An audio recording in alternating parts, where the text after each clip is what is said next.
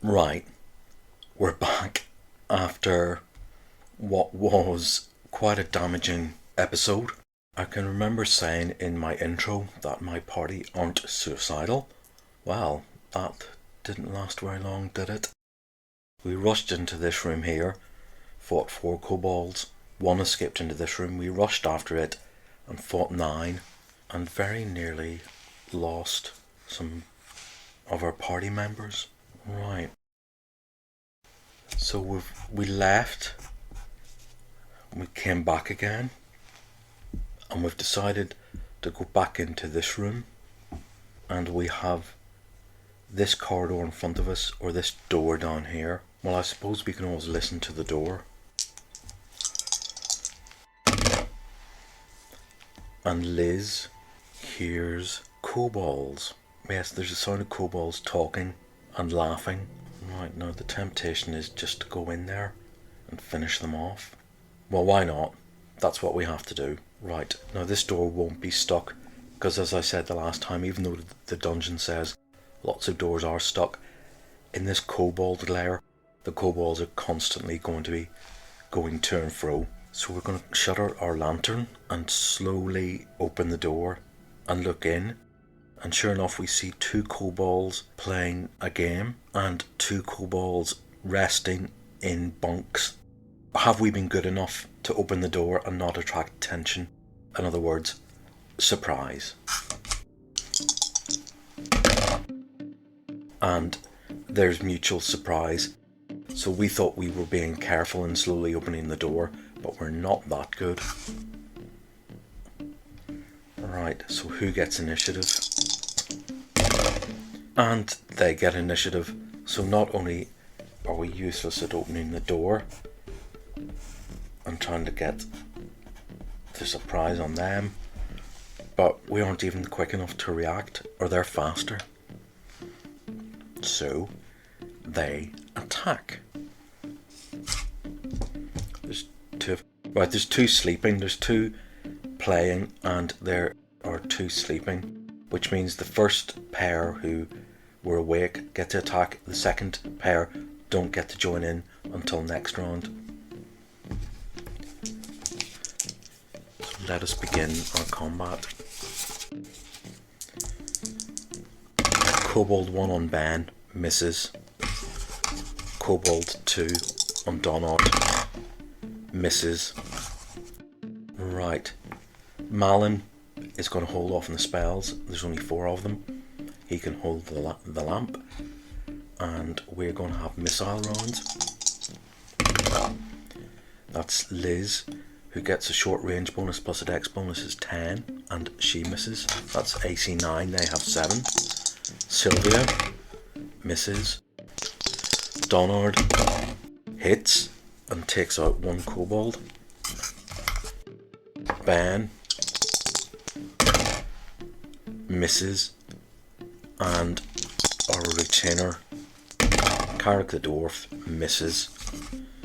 Right, so that was 1 hit out of 5. I'm going to get used to it. Round 2, initiative. They get initiative, and not only that, but the other 2 have woken up. So there's 3 left. 2 on Ben, 1 miss. 2 misses. 1 on Donard, misses. Our go. Missiles first. That's Liz with 12. Hits AC 7. Nice damage. Takes out a kobold. Sylvia takes out another kobold. There's 1 left. We might as well do our cleric. He uses the same dice. 9 plus 1 is 10. Nope. Ben hits.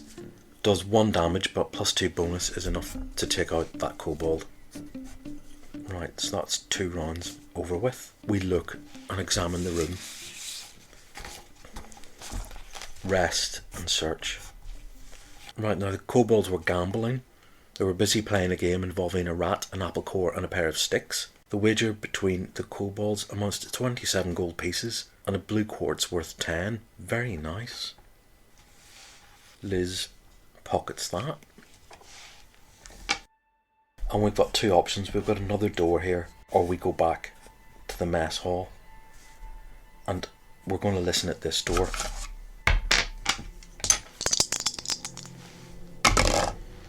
And nobody hears anything. So Ben opens it, discovers this one is stuck, tries to shoulder charge it, and easily barges it open. And they find themselves in what looks to be like a T-junction with a door at the end. Okay. Now this is merely an empty corridor. I actually don't believe that door should be there. It's more like a cross shape. And these are stairs going downward.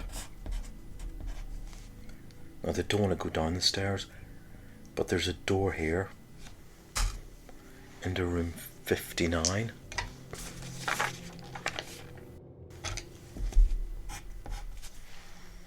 Okay, we're going to listen to this. And Sylvia hears nothing. So Ben tries the door, fails. Donard fails, or dwarf. Opens the door, and it swings open, and the first thing they're faced with is a massive pool of blood and the remains of a giant bug that has been pulverized, and its blood and yellow is everywhere. Now that's enough to make everybody stop in their tracks and wonder what happened. Now, either this was killed by some creature much bigger than this giant bug, or else something else crushed it. Ben taps at this with his quarterstaff, sets off a trap, a pressure plate, and all of a sudden a giant stone piston descends from the ceiling and crushes his quarterstaff and breaks it. And he has to make a saving throw versus wands, which is 14. He rolls a 16, so he himself doesn't take any damage. Well, that was lucky, because that trap does 2 to 12 damage. What would that have been? 4. He would have survived it, unlike the poor beetle. Now, are there more of these beetles? Or not? Well, they look around this room and they find nothing else, so they can either go east or north. Now, they've been heading in this direction, so they're more likely to want to go in this direction. We'll take a vote. 1, 2, 3 is east, 4 to 6 is north, and everybody apart from Ben wants to go east, and he's the one who wants to go first, or who is expected to go first. So we're going to listen at this door, and neither Liz nor Sylvia hear anything. Ben shoulder charges, it fails. Right, that's enough to warn everybody in this room that there's somebody barging at the door. Donard fails. Whoops. Carrick gets it just. He gets a +2 strength bonus, that's 6. You need a 5 or a 6. So he barges in. Now there's no surprise on whatever's in this room, but does it surprise us? Let's roll a 1 or a 2. And it doesn't. And what is in this room are 4 more of these beetles. These are called oil beetles, and they're quite nasty. Right. Let's roll for initiative. And it's mutual. Right, let's deal with them. Our 2 front line fighters have to take the brunt of this. Oh boy, they could go out. All these creatures need is a 16 to hit Ben and a 15 to hit Donard. First one misses Ben. Second one hits him and does 3 damage.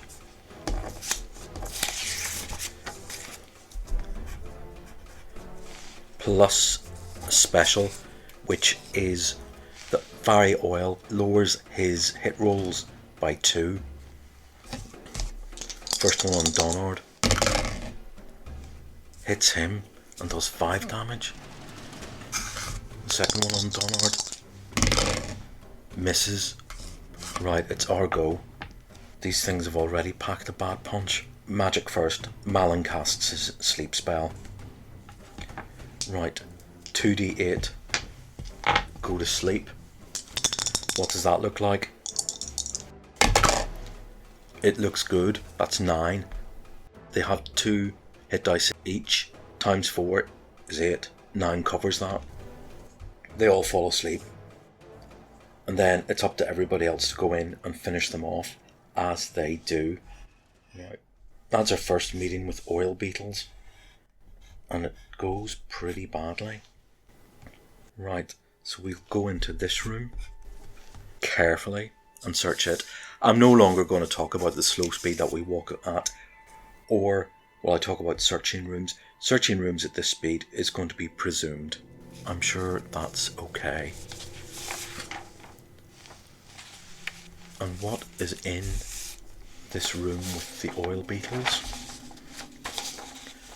There's a stone chest in the corner. Must be unburied before it can be open.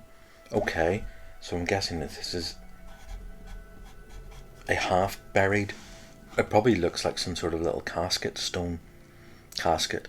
Maybe they think somebody has buried a dog, but no, it turns out to be a treasure chest. This requires a total of 5 minutes worth of work without tools.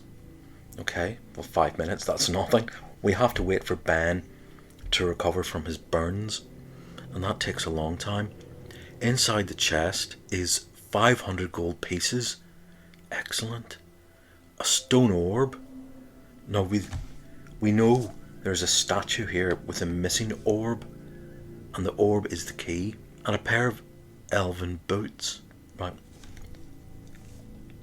Elven boots are a magic item, and when it comes to stocking the dungeon, they may have been randomly generated and might be legit, but that's a very powerful item for level 1 characters.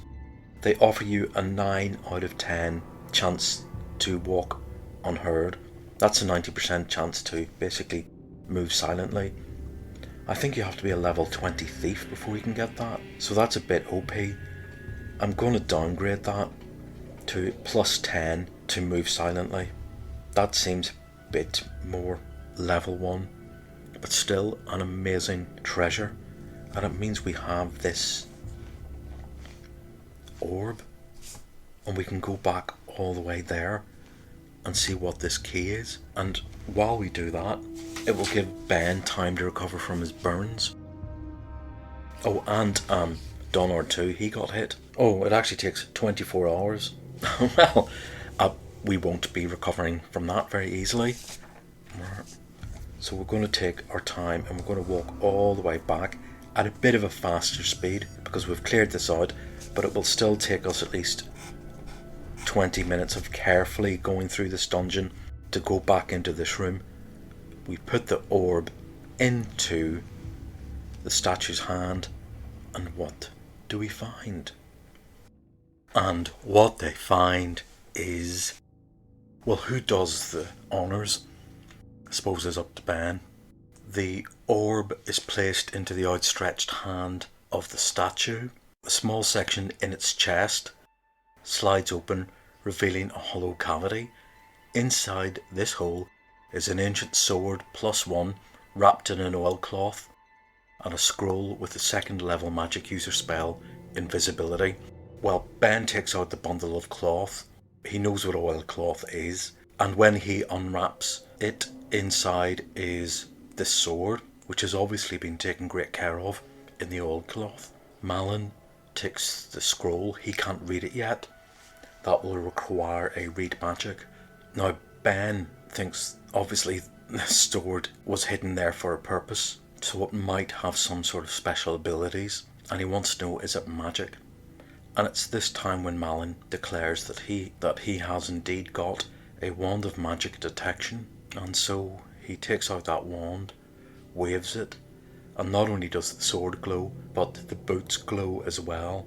Well, Ben obviously is going to take the sword. Does magic detection actually describe what the item does? Or is it merely you detect magic? Detect magic.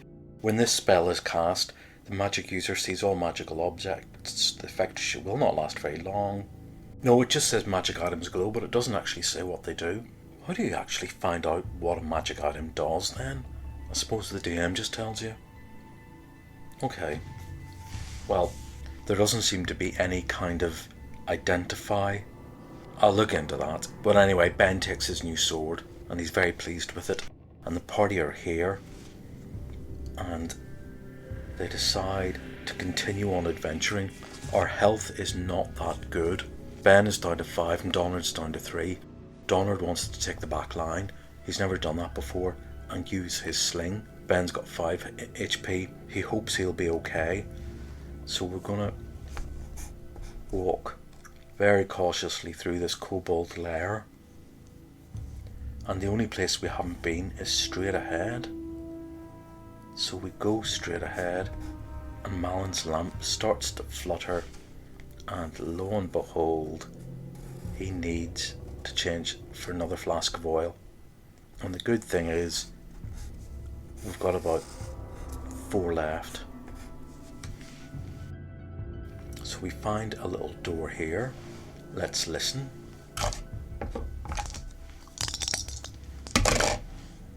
We hear nothing. We open it, and what is in this room? This small chamber is filled with the bones and other refuse. A message is written on the south wall. It's in Kobold. It reads, "Oil bugs this way, keep out." Well, we can't read Kobold, so we're just going to slam that door. It stinks. You know, there is another door in the south wall. I think we can just safely ignore that one.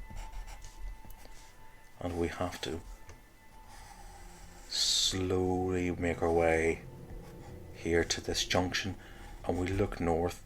We recognise this room as the one with the pit trap, so we have nothing else to do but go southward. So we listen at this door, and Sylvia hears the clicking and crunching of what was the same noise that the oil beetles made in this room here. So there are more oil beetles here. Oh dear. Right. Ben charges the door. Misses. No surprise then. Our dwarf is going to have a go. He hits. Him and Ben are on the front line. And in this room here are 2 oil beetles. Who gets initiative? We do. Right, that doesn't necessarily mean anything. We actually haven't fought oil beetles before. They attacked us. Malin put them to sleep. Right, magic first. Sylvia is going to cast her magic missile spell. And that does 4 + 1, that's 5 damage. Then it's up to Liz to shoot, and she throws a double 1. So basically she knocks her arrow into her bow and then almost shoots Ben in the back of the head. Donard is on slings. He gets a -1 dex penalty. He throws a 15. Well, that's a 16. -1 is a 15. That hits AC 4. They have AC 4. He does really good damage of 4. That's 1 down to 1 HP. Then we have Ben with his new magic sword. Huzzah! So he gets +3 to hit and damage. He could possibly take out this second beetle with 1 hit. And he throws an 11 + 3 is a 14. That misses. And I can't believe it. He threw an 8 to damage. He would have thrown +3 on that is 11. He could have taken it out, but he doesn't. He misses. Oh, bummer. Our dwarf is even worse. He throws a 12. That's not enough to hit. These things are tough. It's their go. Oh, I forgot. Oh, damn it. That's back up to 5. Because both Donard and Ben have a -2 to their hit dice. Well, I remembered. Too late. Right, the one on Ben hits and does 4 points of damage. No, that throws a 15. They need a 16 to hit armor class 2. Jeez. I need to get my maths right here. And the one on Carrick misses. Round 2. And they get initiative. On Ben, 15. They need a 16 again. Misses. And the one on our dwarf gets a 16, but our dwarf has AC 1 because of his dex bonus. That misses. Right. Our turn. Sylvia's back on her bow. 19 plus 6 takes out the oil beetle, the one that Donard hit but didn't hit because I forgot about his HP penalty, his hit penalty. Right, so that eventually does die. Number 2's on Liz, and she hits as well. Excellent, and does 3 damage. It's down to 7.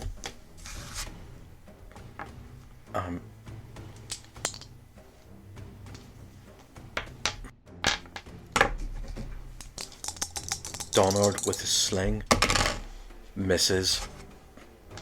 Ben, who would get a +3 but only gets a +1, misses. Our dwarf, 15, hits AC 4, does another 3 damage, +2 is 5. That's down to 2 HP. Right. Round 3. It gets initiative. Now it has morale. Does it run?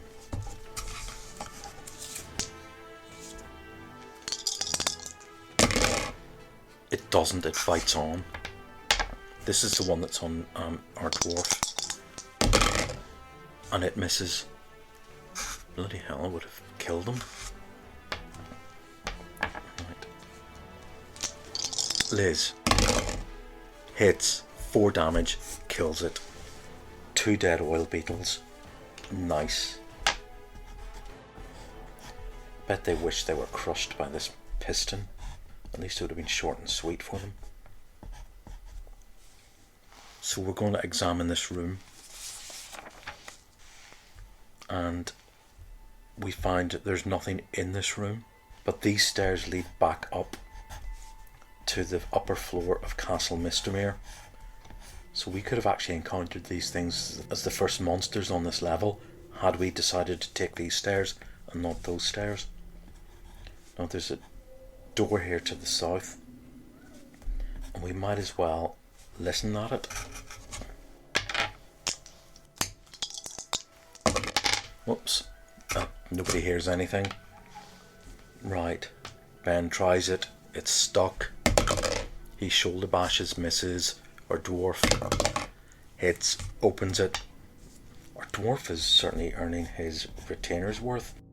And we're in room 55. And this is called a gallery. A faded tapestry hangs on the south wall of this ruined chamber, depicting Castle Mistamere as it once was, a beacon of strength and order. Once clean, the tapestry is worth 200 gold pieces and weighs 30 pounds. Well, we can have that. Are we going to lift a mouldy tapestry? Well, Ben actually has experience of these things from his youth, and he knows these are worth money. So yeah, if nobody else wants to take it, he will. And here we are, faced with a door on the west. Right, let's listen to it. Nobody hears anything. Ben charges and opens it because 3 plus 2 is 5. That's what you need. And inside are 2 more oil beetles. Nobody surprises anyone. Let's roll for initiative.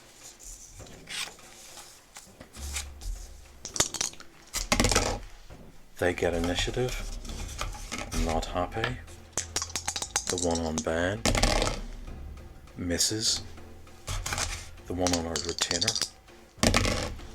misses. Right.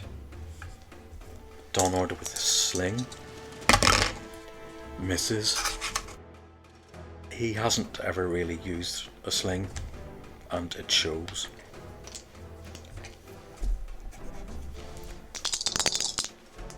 Sylvia hits, does just 1 damage. Liz fires at the same one. 12 plus 2 is 14. AC 5, that's a miss.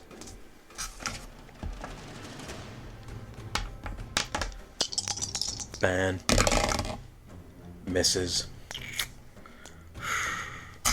Carrick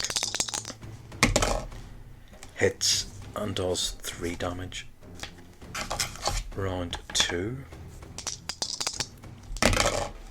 We get initiative. And it's the usual. Donard. 13 is minus 1 is 12, that's a miss. Sylvia. 14 plus 1 short range is 15. That's a hit. That's AC 4. That's down to 5. Liz. Misses. Ben. Misses. Carrick. Hits. Does 6 damage. The one on him is down to 1 HP. Round 3. We get initiative again. Oh no, sorry. The beetles go next. The one on Ben misses. The one on Carrick misses. Round 3.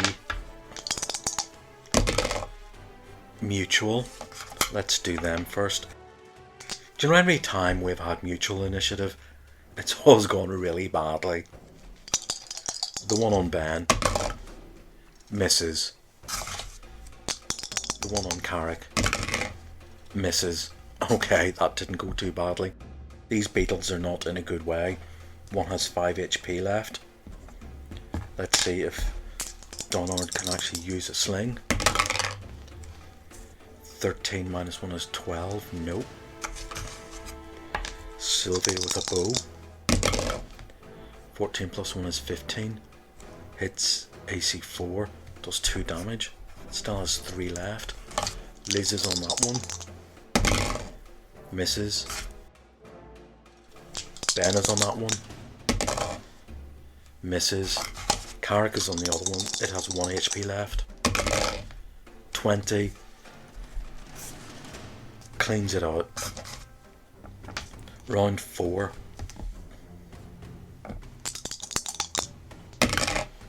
We get initiative.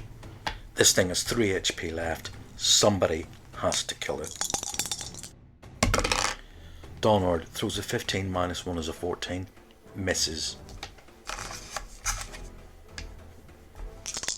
Sylvia. Misses. Liz. 18. Excellent. 6 max damage. Cleans out that oil beetle. And finally we can rest. And Malin wipes his brow because he's been holding the lamp the whole time. And what is in room 56? Right, my camera glitched there. and I lost the last 5 minutes of this recording, so I'll be doing this again. What do they find in this room? Well, they find a statue similar to this one, only this statue has been destroyed. It's been broken in half. The contents have been ransacked. There's another chest cavity, and it's already been opened. And there's an outstretched arm looking to hold an orb, but the arm is on the ground and the orb isn't to be found. So they finished this room here, and that is essentially level 2 done after several weeks. There's obviously an empty hole here that hasn't been filled in, and this leaves us with an interesting conundrum. In the player's manual there is a job called a mapper, and that is the person who draws the maps. When you play, who is the mapper in our party though? Does one of our party members walk around with a parchment and quill and ink and map the dungeon? Or do we just assume that our characters have such a good sense of direction that all of this is just contained in their heads? And I think at this point you have to realise that you're playing a game, and the people at the table who are drawing the maps actually do have a say in things. It's not just what would your character do, and that is where we are at the minute. You have to break the fourth wall at some point. Not everything is from the point of view or motivation of the characters. We at the table know there's a hole missing here, so our characters are going to walk through and test likely areas which lead into that hole, and the first one is this, and we're going to roll for secret doors. Sylvia the elf has the highest chance of a 1 to 2, and she finds nothing. Then we're going to go all the way back. We're going to avoid this pit trap, go all the way back to here, which is the next likely area, and this is the spider cave, so this will be covered in cobwebs, so it's kind of likely that a hidden door would be hidden behind cobwebs. She tries again and finds nothing. Now the next most likely place would be this room with the gelatinous cube. She tries again, and she's certain there's no secret door here, and so we're going to try again here. Oh, and she actually finds the secret door. This didn't happen when I played last time, when I thought my camera was working. This is unexpected. Right. Oh, by the way, we did knock off about 4 uses of oil, because it takes 1 turn to look over 10 feet. So you really are picking at the wall very slowly. Well, we open the secret door, and what do we find? Well, we find a corridor, and we creep in, and we turn round, and we find the hidden treasury. With a low grinding noise, the ancient stone door slides open, revealing a passageway choked with dust and cobwebs, clearly unused for some time. Just inside the door, a number of musical notes are carved into the wall. Right, we're going to examine the musical notes, and Sylvia recognises them. It's the same lullaby that this magic urn was playing in this area here, that she thought was disturbing because it made her feel homesick. At the end of the chamber is a statue of Gygar. Liz is going to check for traps. She doesn't find anything. So do we make a connection between the musical notes and the urn and the statue? Let's see if anybody can throw a 6 with intelligence bonus. Oh, and our mage not only gets a 6 but gets a +2. So yes, Malin suggests perhaps the musical notes and the urn are connected. So we're going to go all the way back to here, very cautiously, pick up the urn and go all the way way back again.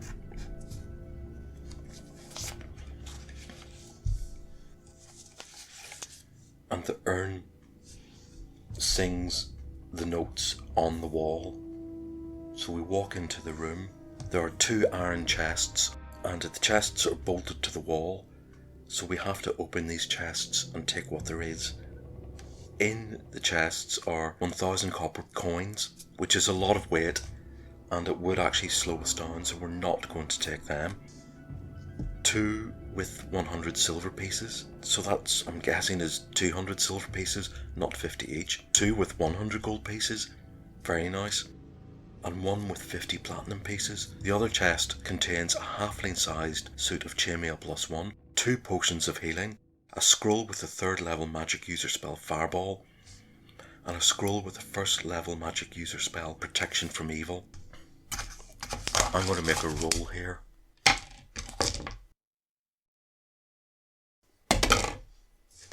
And while we were waiting and looking at this treasure, the statue is actually trapped. You can deactivate the trap by playing the melody, and you deactivate it for 1 to 6 minutes. We've been clearly in this room for longer, and the trap activates and it squirts out a load of fire, and it does 2 damage. And who does it do it to? Oh, it's picked Ben. He got the lowest. It's actually 2 + 1 damage, so he takes another 3 damage. He's down to 2. We bolted out of there with our loot. And the condition we're in, we're going to go back to Threshold. Now that is level 2 over with. It was a real hack and slash dungeon crawl. I loved it. And are we going to go and try level 3? Level 3 escalates severely, and we have level 4 monsters. Our characters will probably poke their nose in. There's 2 exits here and here, which we'll try. And if we come across too many difficulties too soon, we'll leave. But there's a good chance in next time we're going to be leaving Threshold, and we're going to have to take our adventures into the outside world. Okay. See you then.